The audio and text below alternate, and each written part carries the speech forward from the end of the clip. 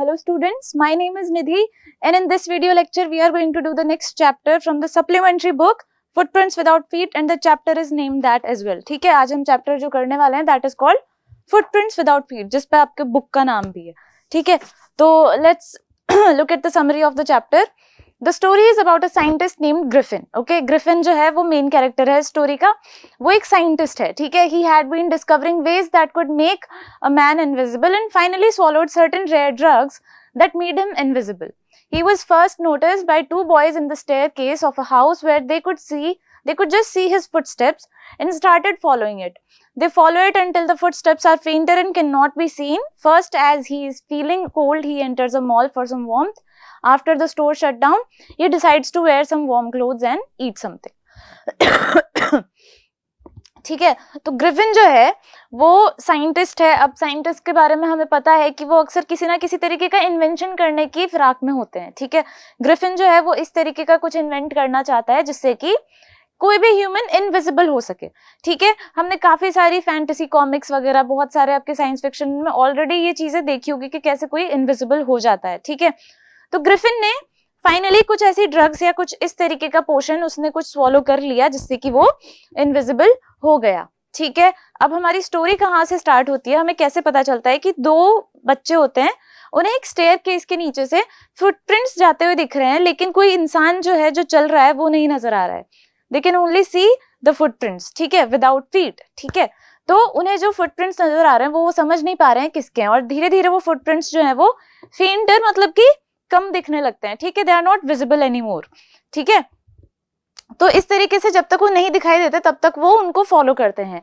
ठीक है, इसके बाद ग्रिफिन जो है वो क्या करता है, वो इनविजिबल हो चुका है. ठीक है, इनविजिबल होने के लिए लेकिन आप समझ सकते हैं कि उसके ह्यूमन बॉडी जो है वो इनविजिबल हो चुकी है लेकिन what about his clothes, right? So he takes off all of his clothes so that he can not be seen at all and that's how he roams around London completely naked and it's time of January. तो वो बहुत ही ठंड का मौसम है तो इसीलिए वो लास्ट में शेल्टर कहाँ लेता है, बाद में एक मॉल में. ठीक है, वहां पे वो मॉल में थोड़ी सी वार्मथ के लिए जाता है, गर्मी के लिए जाता है और वहां पे जैसे ही वो स्टोर शट डाउन हो जाता है उसके बाद वो वहां पे कुछ कपड़े वगैरह पहन लेता है और कुछ खा पी लेता है.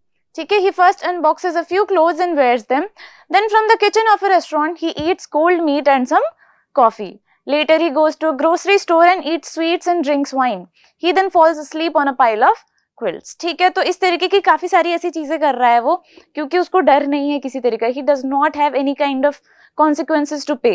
Right? उसको जब तक किसी को दिखेगा ही नहीं, वो जब तक किसी को पता नहीं चलेगा कि he is committing all of these crimes, petty crimes but still crimes, तो वो कैसे उसको उनके लिए पे करना पड़ेगा. So he is being a very free person right now. ठीक है, he then wakes up in the morning when some of the store assistants had seen him and started chasing him. He quickly threw away all the clothes he was wearing and became invisible again. Then he started roaming around again without any clothes in the cold winters of London. ठीक है, so the only thing that he needs to do to disappear again is to take off his clothes. ठीक है, सुबह जब वहां के जो store के वर्कर्स होते हैं वो जब देखते हैं उसे तो उन्हें नजर आता है कि बस कोई है जिसने की क्लोथ्स पहने हुए but they can not see the person himself, right? तो वो बचने के लिए क्या करता है, he takes off all of those clothes, जो भी उसने कोट्स वगैरह जो भी पहने थे, he takes them off and then again he finds himself cold in that January winter. London में ऑफ कोर्स बहुत ठंड होती है और इस तरीके से उसे फिर से भागना होता है. He then decides to steal clothes from a theater company as he knew he would get something there to cover his face as well. He then steals bandages for his face, dark glasses, false nose and hat for covering himself. So this is a very classic, disguise that anyone takes whenever they are trying to run away, when they are, being a fugitive. ठीक है, तो वो एक theatre company से इस तरीके की चीजें चुराता है जिससे कि he does not only cover his own body but his face as well. ठीक है, अपना फेस भी कवर कर सके, इस तरीके से वो बहुत सारी चीजें चुरा लेता है, बैंडेजेस से अपने फेस को कवर कर लेता है. ठीक है, he then hits the shopkeeper and steals all his money. Soon he realizes that London is too crowded to live like this and decides that he would go to a remote village. He books 2 rooms at an inn at the Iping village. ठीक है, अब London it's a metro city, right? It's a huge city और इस तरीके की जगह बहुत ही ज्यादा मुश्किल है उसके लिए वहां पे इस तरीके से सर्वाइव करना, बचते रहना. He needs to go to a quieter place. a less crowded place. तो वो एक इंग्लैंड के एक दूसरे विलेज में आइपिंग नाम की एक जगह है, वहां पे एक इन में 2 रूम्स बुक कर लेता है, ठीक है.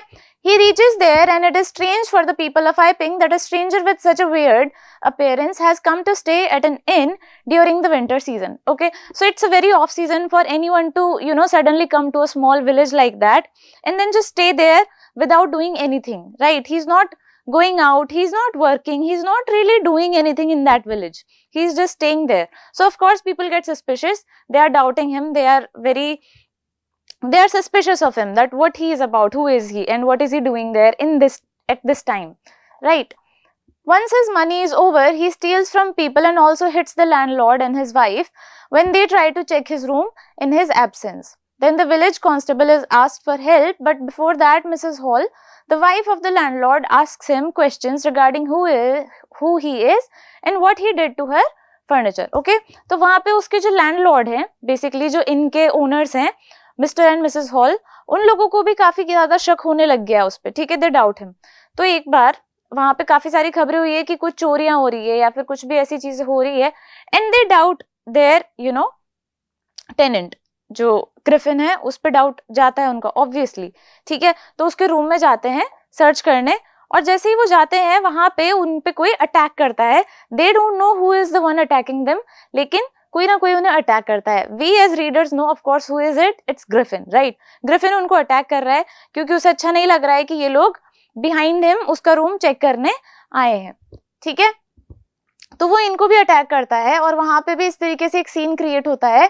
फिर विलेज कांस्टेबल जो है उसको बुलाया जाता है मदद के लिए, लेकिन उसके पहले मिसेस हॉल जो है वो उससे पूछती है कि तुम हो कौन और यहाँ पे क्या कर रहे हो और मेरे फर्नीचर को क्या किया है तुमने. व्हाट डज इट मीन कि जब ग्रिफिन इनविजिबल था और उनको अटैक कर रहा था, राइट, तो वो नजर नहीं आ रहा था, वो अपने फर्नीचर से ही अटैक कर रहा था. तो मिसेस हॉल को तो यही लगता है कि somehow the furniture itself was moving, right. तो इसलिए वो समझ नहीं पा रही है, वो पूछती है उससे कि तुमने क्या किया है. This makes him really furious and he decides to show her who he really is. The people then see a headless man and Mr. Jaffers. The constable also finds out that he would have to arrest a man who does not have a head. They are unable to catch Griffin as he removes all his clothes and becomes invisible. He even knocks out Jaffers as he tries to catch him. So where does the story end?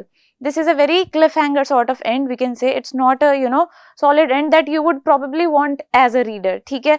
हम चाहेंगे कि कुछ happy ending मिले या फिर something that is logical. But क्या होता है यहाँ पे, ग्रिफिन जो है he is a mad scientist, ठीक है. वो बहुत ज्यादा परेशान हो जाता है, he is furious and he reveals himself. But in what way does he reveal himself? When he takes off his bandages and his clothes, there is nothing to be seen, right? He is not visible to anyone else. So there's even more confusion that is created out of this revelation, ठीक है. Mister जैफर्स जो constable है, उन्हें समझ नहीं आता कि वो अगर अरेस्ट करे तो किसे करें, because then he cannot see Griffin, right? He cannot see who this person is, whom does he have to catch, right? उसका सर वगैरह है, कुछ भी ऐसा नजर नहीं आ रहा, और फिर वो वहां से उनको अटैक करते हुए, मिस्टर जैफर्स को भी अटैक करते हुए भाग जाता है. And that is where the story ends. He is able to run away. Okay, so let's look at the conclusion. Footprints Without Feet is a timeless masterpiece that transcends the boundaries of science fiction. It is a haunting tale of a man's descent into moral oblivion, serving as a cautionary tale for the dangers of unchecked ambition and the importance of human connection. So, dear reader, the next time you dream of disappearing into the shadows, remember Griffin's tragic journey. Choose to walk in the light, for true power lies not in being unseen, but in the choices we make, the connections we forge, and the humanity we hold on to, even in the darkest of hours. Okay, so what is the conclusion of this story? Once you get power, is it okay to, misuse that power? Because that is exactly what Griffin does. Do you really think there's any fun in the way he is living? There's not. He has to keep running. He has to keep running from everyone, and he has to keep running for his own life now, because he is a criminal, right?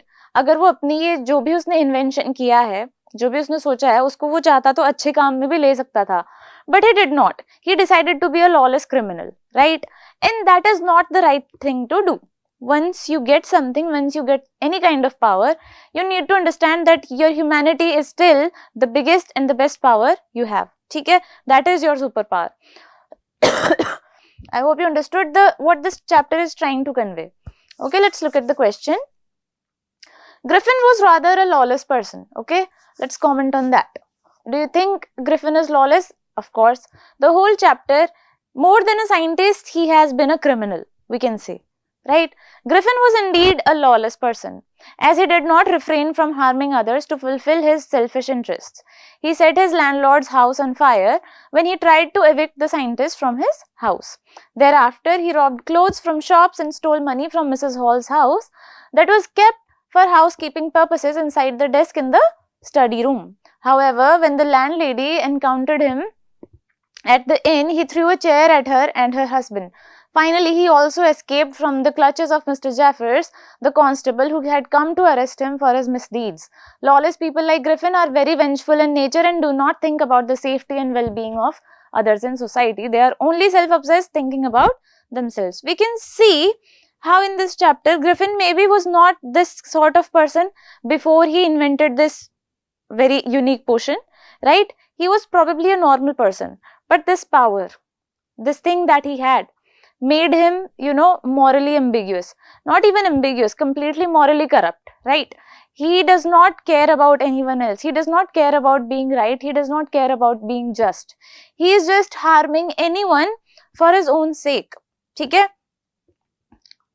How would you assess Griffin as a scientist? Okay, what do you think about him as a scientist?